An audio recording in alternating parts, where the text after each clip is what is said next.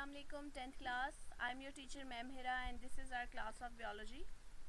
We are reading nowadays the structure of nephron and the functioning unit of kidney, which is of course nephron. I have created this open diagram for you so that I could explain you different parts of nephron openly so you can have a better understanding of this topic. Starting from the very first, I have created it wide openly so that you can understand this is a round kind of structure which is known as Bowman's capsule, and what is inside that is called the glomerulus. So the round portion is the Bowman capsule and inside that is glomerulus.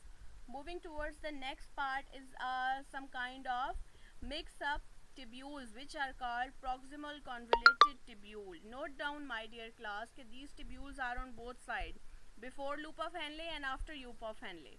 So the before one are called proximal convoluted tubule and the after U-shaped structure is called distal convoluted tubule. Inside both of them there is a U-shaped kind of structure which is covered with these thin blood vessels. I have named them blood vessels. The first part which is going downward is the descending limb, and the second, which is from where it is going upward, is the ascending limb, and this the whole structure is called loop of Henle, which is in U shape.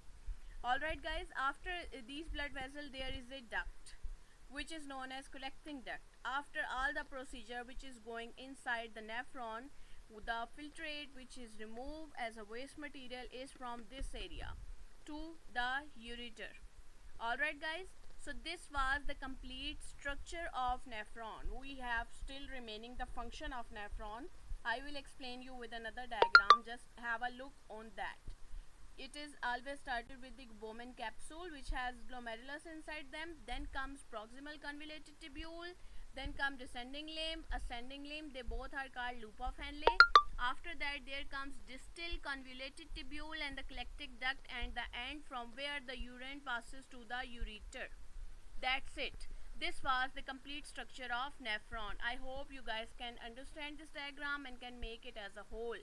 Practice this diagram so that you can draw it as perfect as I am drawing. Alright, thank you.